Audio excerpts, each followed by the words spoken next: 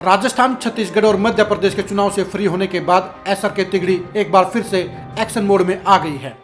रणदीप सुरजेवाला, कुमारी सैलजा और किरण चौधरी इन चुनावों से फारिग होने के बाद अब पूरे हरियाणा का दौरा करने का ऐलान कर चुके हैं और 2024 के चुनाव के लिए अपनी दावेदारी मजबूत करने के मिशन में जुट गए हैं। आज कुमारी सैलजा और किरण चौधरी ने भिवानी में महिला सम्मेलन में शिरकत की।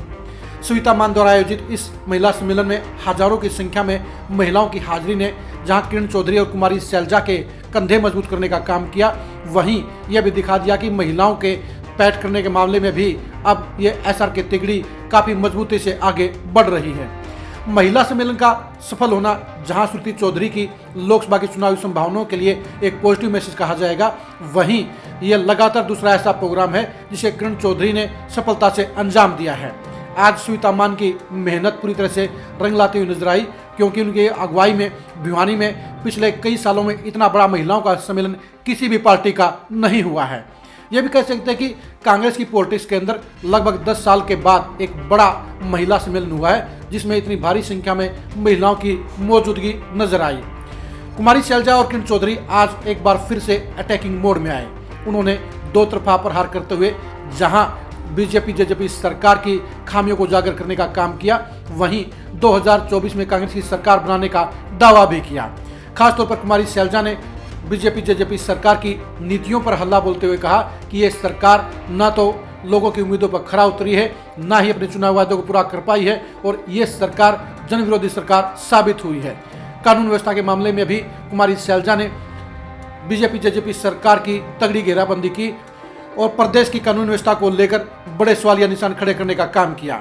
किरण चौधरी ने भी विकास के मामले में बीजेपी सरकार को घेरने का काम किया और कहा कि सरकार बेशक ही दावे करती है कि उन्होंने चौतरफा और बिना भेदभाव का विकास किया है, लेकिन बेरोजगारों की लाखों की संख्या और रोजगार के मामले में साउथ हरियाणा को अनदेखा करना साफ तौर पर जाहिर करता है कि सीएम खट्टर के दावों और वायदों में बड़ा अंतर है। हकीकत यह है कि विकास के मामले में ये सरकार लगातार फेल साबित हुई है और रोजगार देने के मामले में तो ये सरकार ने सारे रिकॉर्ड तोड़ दिए हैं, क्योंकि बेरोजगारी के मामले में हरियाणा नंबर 1 बन चुका है, जिससे जाहिर होता है कि हरियाणा में बेरोजगारी सबसे ज़्यादा है और रोजगार देने के मामले में ये सरकार फिसडी साबित हुई है।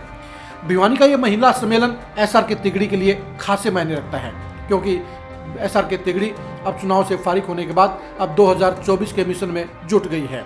आज रणदीप सुरजेवाला बेशक इस मंच पर मौजूद नहीं थे, लेकिन कुमारी सैलजा, किरण चौधरी और श्रुति चौधरी की तिगड़ी ने आज ये बता दिया कि वो भी मजबूती के साथ अपने सियासी अभियान को आगे बढ़ा रहे हैं। 2024 के चुनाव के मद्देनजर अब एसआर की तिगड़ी अपनी ताकत बढ़ाने की मुहिम में जुट गई है। तीनों ही नेता जानते हैं कि अगर वो अपने अपने एरिया में मजबूत होंगे, अगर उनके साथ ज़्यादा संख्या में लोग जुड़ेंगे, उनके पक्ष में माहौल बनेगा, तभी वो सीएम पद की दावेदारी ठोक पाएंगे। ये सारी दुनिया जानती है कि हुड्डा फैमिली के सामने एसआर के तिगड़ी 2024 के चुनाव को आर पार का मिशन मानकर चल रही है और इसलिए तीनों ही नेताओं ने हाथ मिलाने का काम किया है। किरण चौधरी और कुमारी सैलजा ने आज तीखे तेवरों के जरिए ये बता दिया कि वो बीजेपी सरकार की नाकामियों को जनता के सामने उजागर करने का काम करेंगे और अपने ग्रुप को मजबूती देने का काम करेंगे। कुमारी सैलजा और किरण चौधरी का ये लगातार दूसरा ऐसा कार्यक्रम है जिसमें भारी संख्या में भिवानी में लोगों की हाजिरी रही। इससे पहले प्रदेश सरकार के खिलाफ सड़क के ऊपर रोष मार्च निकालने में भी दोनों महिला नेत्रियां साथ रही थी। इन दोनों की जुगलबंदी से ये साफ हो गया है कि ये तिगड़ी मिलकर काम करेगी और 2024 के चुनाव में अपने दावों को लेकर, अपने टिकट के हिस्सेदारी को लेकर और संगठन के मामले में बराबर की भागीदारी को लेकर एसआर के तिगड़ी अपने कदम पीछे नहीं हटाएगी।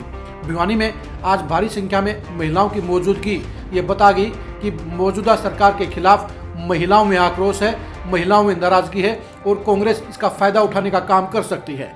प्रदेश में लगभग 48% महिलाएं हैं और ये आधे वोटरों की संख्या सरकार पलटने का सबसे बड़ा जरिया साबित हो सकती है, सबसे कड़ी साबित हो सकती है। लेकिन इसके लिए कांग्रेस को महिलाओं को अपने साथ जोड़ने के लिए और भी बड़े अभियान का आगाज करना होगा।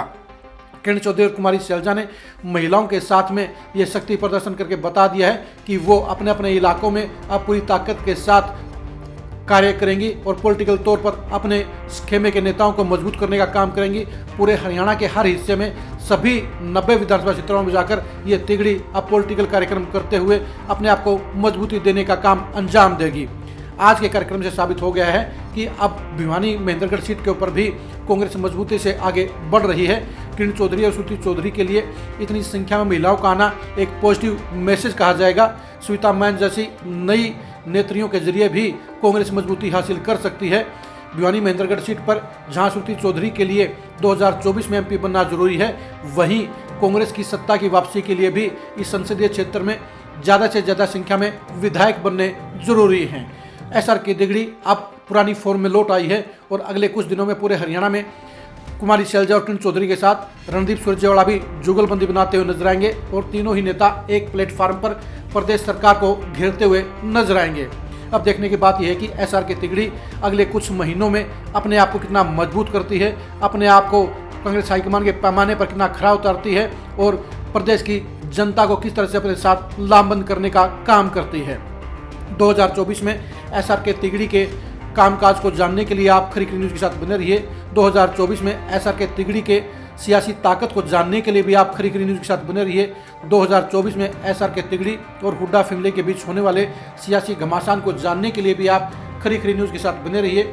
आप हमारे फेसबुक पेज को फॉलो कीजिए, आप हमारे यूट्यूब चैनल को सब्सक्राइब कीजिए। नमस्कार।